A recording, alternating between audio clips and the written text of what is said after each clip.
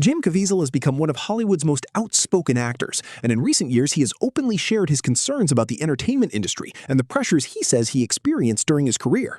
At the same time, Ellen DeGeneres has remained a frequent topic of discussion online, following reports about the workplace culture on her former talk show.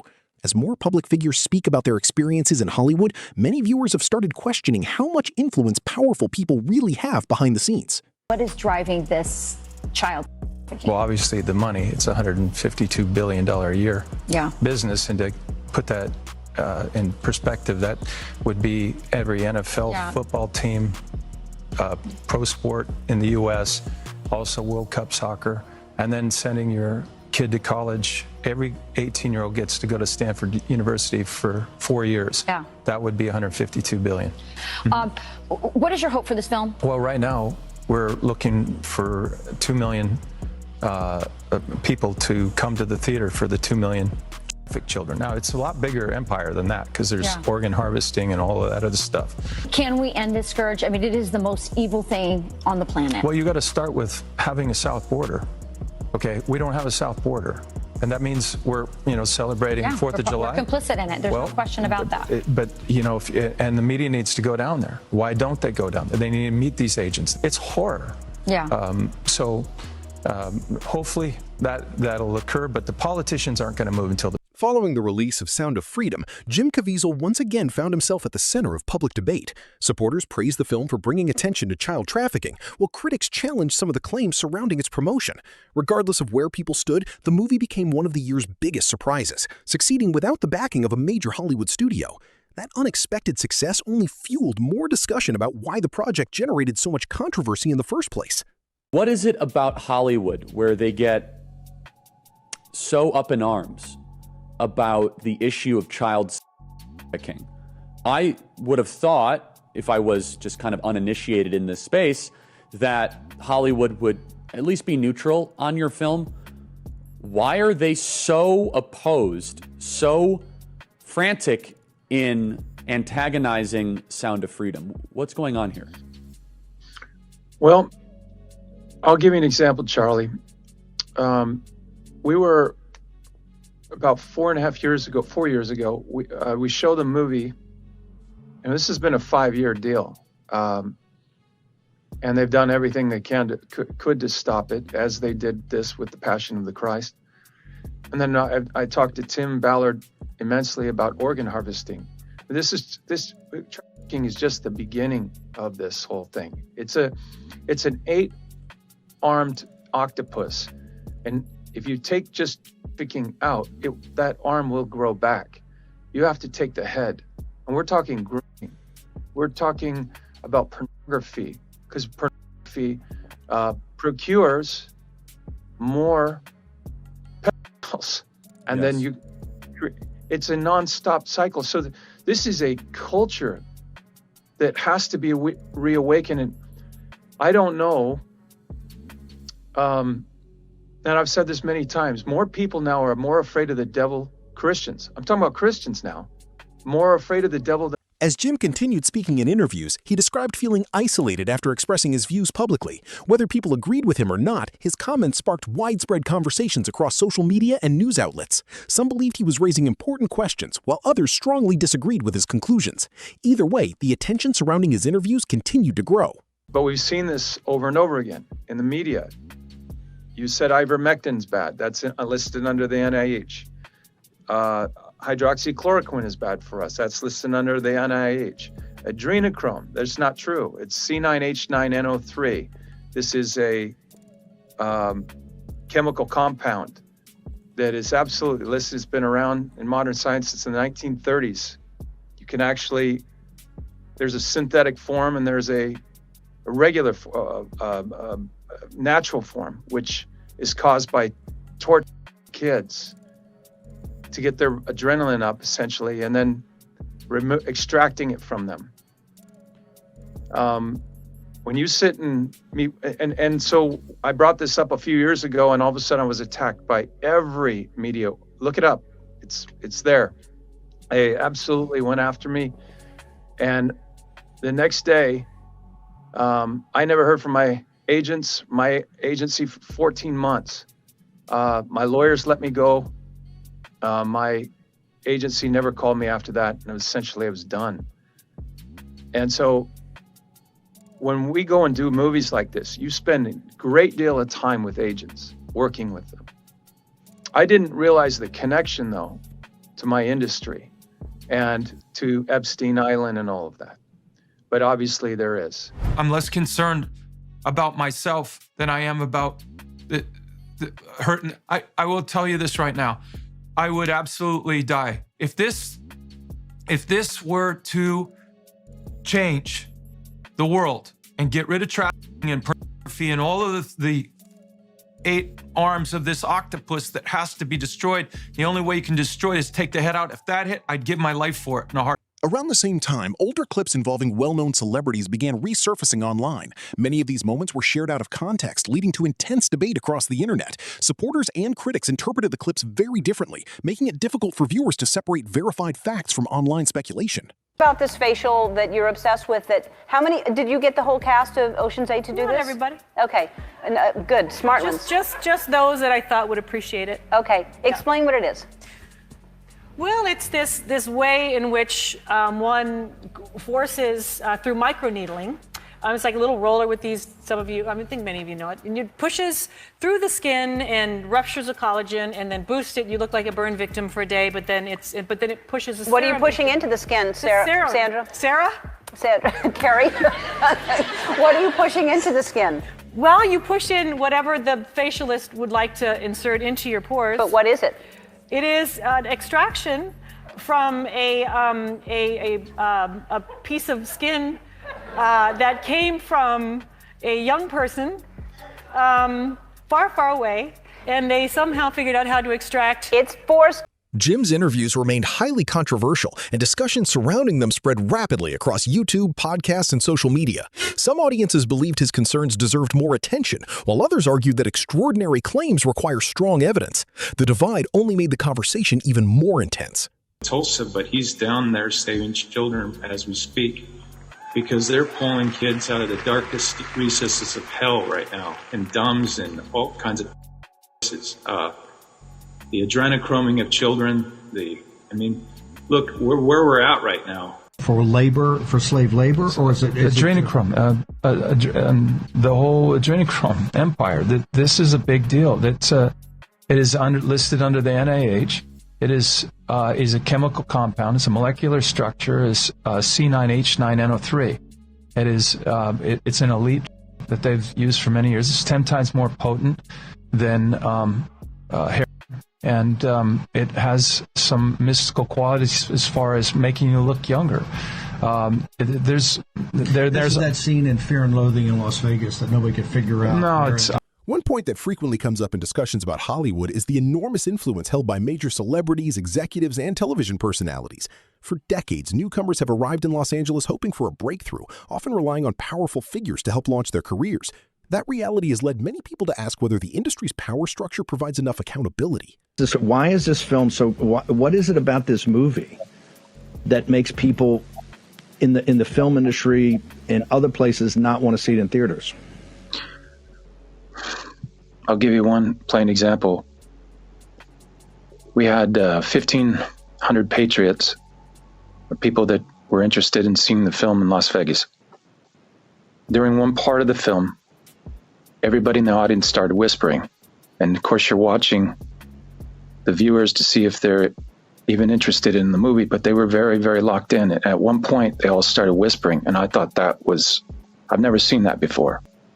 So after the movie, I asked them a couple of questions, and then I had to ask them, why were you whispering at this one particular part in the movie? And I didn't pick up on it. And they all started screaming out, Epstein Island. Epstein Island isn't the only island out there where they have hurt children. Are you saying this the type of thing in the film that is going to be revealed and people are going to see? I mean, is that why this is so controversial? Is it the powers that be are trying to stop this? Or is it the quality of the movie? Well, it's credible, the movie. When you see it, it's like in your heart when you see you've been told something for a long time. Questions about influential entertainment executives have also received renewed attention in recent years. High-profile investigations and court cases have encouraged many people to take a closer look at relationships between powerful figures in the industry. As more information becomes public, those discussions continue to evolve. Winfrey has had a lot of controversy around her African school for girls, with huge conspiracy theories starting that these girls were going missing from Oprah's school. All of these theories started shortly after Oprah opened her school in 2007, and the matriarch of that school was charged with essay of 7 different girls. Oprah ended up offering a public apology to the parents and the children and citing her own essay incidents in this apology. But the matriarch would then be found not guilty of these crimes. But then it shocked the nation because shortly after this, Oprah's school was hit with another essay allegation. 7 students were suspended for harassing and fondling classmates. And a lot of people thought that this stemmed from the very first incident because why would these children be acting like this? And the rumors started swirling after this point because they just didn't understand how these things could happen so close to one another. And then boom, there was another investigation at Oprah's school after the body of a newborn was found in a girl's book bag. And a lot of people were freaking out about this because they're like, boom, we have 2 essay allegations and now all of a sudden a young girl has a baby in her book bag. Everyone found these incidents super alarming and it's still something talked about to this day. Now, we cannot confirm if any of these girls from this school ended up going missing because I can't find anything about that, but that is a huge conspiracy theory that's been passed around for a couple years. But these 2 essay allegations and this baby being found in the little girl's book bag are 3 things that actually happened at Oprah's school. And a lot of people find this super creepy knowing who Oprah surrounds herself with and the background that Oprah has always claimed about herself going through. For Jim and those who support his message, the conversation is bigger than any one celebrity. They argue that difficult topics should continue to be discussed openly, while others emphasize the importance of relying on verified evidence before reaching conclusions. That disagreement has become one of the defining debates surrounding the film. Profile talent agent Casey Wasserman selling off his namesake firm following the release of the Epstein files and his suggestive emails with longtime Epstein associate Ghislaine Maxwell.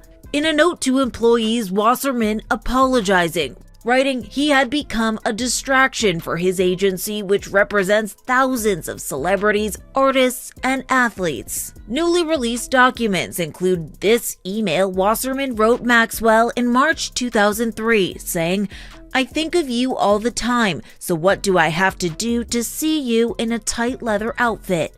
Maxwell writing in April, offering to give him a massage that can drive a man wild. Maxwell arrested years later in 2020, now serving a 20-year prison sentence for conspiring with Epstein to sexually abuse minors. In a statement, Wasserman saying, "I deeply regret my correspondence with Ghislaine Maxwell, which took place over 2 decades ago." Podcasters, commentators, and entertainers have also weighed in on concerns about young performers entering the entertainment business. Many agree that child actors deserve stronger protections and healthier working environments, regardless of political or personal. Over the years, several former child actors have publicly shared difficult experiences from their early careers. Their stories have renewed conversations about safeguarding young performers and ensuring that abuse or exploitation is reported and investigated appropriately. Hollywood managers who manage kids, it's a racket, man. Did you hear that kid from Strange? These kids, dude. That kid from Strange Things. Stranger Things. He just left his manager, and they're alleging sexual. They just left their agent. See if you can find that. Owen Benjamin, the curly-haired kid. Oh yeah, and he's Owen Benjamin just put it on his Instagram today because Owen has been taking a lot of heat online because he said that a 3-year-old kid shouldn't be transgender, and people giving him a hard time saying he's a bigot. Like, are you out of your fucking mind? What's up with this transgender shit? Stranger Things actor dropped agent because of accused of sexual assault. Disney star follows suit. Jesus Christ, this is nuts. Watch man. An Open Secret, and they go through. Dude, they pick They're What's accusing it on? people. It's for free. I think on Vimeo. Yeah, you can watch it for free. An open secret. Just on YouTube or something? On Vimeo. You know what Sturgill Simpson told me? He said the same thing exists in music. What? He said in music there's a bunch of pedos and pederasts For sure. in music as well. The entertainment business all the way through. Music. This was about. This is about music and movies and TV. It's about the whole entertainment so it's business. women and kids. Mostly get abused. kids. And Mostly sometimes kids. dudes. You know, Terry Crews said that he was attacked. Well, not attacked. Some dude grabbed his dick dick. in front But of his wife. Some famous dude. As conversations about Hollywood continued to grow, Ellen DeGeneres remained a major topic online. Much of the renewed attention came after former employees and guests publicly described their experiences working on or around her daytime show. Those accounts led to widespread media coverage and sparked a broader discussion about whether a public image always reflects what happens behind the scenes. For many viewers, it became another example of how powerful personalities can shape careers while also facing increased public scrutiny when criticism emerges. Anthony Edwards is now speaking out about alleged sexual abuse he says began when he was a young teenager. And it involves a big-name Hollywood producer. CBS 2's Peter Dowd is here with details. Yeah, Pat and Rick, the former ER actor is accusing director, writer, and producer Gary Goddard of molesting him more than 4 decades ago. You really don't. Whether as Goose in Top Gun. No. There's 2 O's in Goose. Or Dr. Green on the hit TV show ER. You just became my very last patient. Anthony Edwards brings honesty to the roles he plays. But in a new heartfelt essay posted on Medium titled, "Yes, Mom, there is something wrong," the actor talks about being just 14 years old when his mother, quote, opened the door for me to answer honestly about the rumors she had heard about Gary Goddard, who was my mentor, teacher, and friend, being a pedophile. Edwards says he was not honest back then and denied the rumors due to complete panic. Goddard, now 63, is a film director, writer, and producer behind such movies as Masters of the Universe. Edwards says he was just 12 when he met Goddard, who was almost a decade older. Quote, "One of the most tragic effects of sexual abuse in children is that the victims often feel deeply responsible, as if it is somehow their fault. It just eats them up." Marriage and family therapist Laura Rhodes-Levin says victims of abuse often hold on to guilt and shame and finally break their silence after they realize. More former staff members eventually shared their own perspectives, saying they wanted to support colleagues who had spoken out. Their comments encouraged a wider conversation about workplace culture in the entertainment industry and whether successful productions should be held to higher standards behind the camera as well as on screen. The debate quickly expanded beyond one television show and became part of a larger discussion about accountability throughout Hollywood. I'll put it to you this way. I went to a wedding that Ellen was at. There was a 30-piece orchestra and a world-class band. It was a world-class wedding. Every person was dancing except for Ellen. So, does Ellen love dancing? Because if she loves dancing, it's like a Geico commercial. You're happier than Ellen at a wedding. Does she love dancing, or does she want you to think she loves dancing? Exactly right. To the point where she incorporates it in every show, and you just watch her having fun and being a great host. And meanwhile, good luck finding anybody who has a nice word to say about her. Truly, I have yet to meet anybody. I've talked to a lot of people who work on writing staffs and things like that. They all signed NDAs, so I can't say any names. But I had a guy tell me, worst person, and he goes, not the worst person I've ever worked for, the worst person I've ever met. Wow. I was like, wow. That's in Hollywood too. But that's impressive. Megan, all right, now maybe that same person. I don't know. I don't know her. I don't know anyone who's worked for her, but I'm saying. I mean, everybody, she fires everyone. Okay. Or they quit. All right. She's reported to be a massive bully. There was a massive bullying report done about her by the Palace. I mean, when the Palace is doing hit pieces on you, you got. Commentators like Joe Rogan have also argued that public attention often shifts from one headline to another, making it difficult for important issues to remain in focus. His broader point was that major news stories can sometimes overshadow other serious topics that deserve equal attention. Whether viewers agree or disagree with that perspective, it highlights how quickly conversations can change in today's media environment and why people are encouraged to examine multiple sources before forming conclusions. TV personality is speaking out about what it was like working closely with Ellen DeGeneres. What happened, Tony? Tony Okunbowa was the on-air DJ at The Ellen Show for 11 years. Now he is addressing allegations of a toxic work environment that is threatening Ellen's reputation as the Queen of Nice. While I am grateful for the opportunity it afforded me, I did experience and feel the toxicity of the environment, he writes on Instagram. I stand with my former colleagues in their quest to create a healthier and more inclusive workplace as the show moves forward. He joins a long list of former producers, including Hedda Muscat, who accuse Ellen of turning a blind eye to alleged mistreatment happening behind the scenes. It didn't have to go down this way. She could have been brilliantly talented in front of the camera and carried that backstage, and she didn't. Every Friday we were shaking, who's going to get fired? The debate surrounding Hollywood, celebrity influence, and accountability is far from over. As more interviews, documents, and past footage continue to resurface, audiences will likely keep asking difficult questions about the industry's culture and the people who have shaped it for decades. At the same time, it's important to separate verified information from speculation and allow evidence to guide the conversation. What do you think about everything discussed in this video? Share your opinion in the comments below. If you enjoyed this breakdown, don't forget to like the video, subscribe to the channel, and turn on notifications so you never miss our next deep dive into the biggest stories coming out of Hollywood. Thanks for watching, and we'll see you in the next video.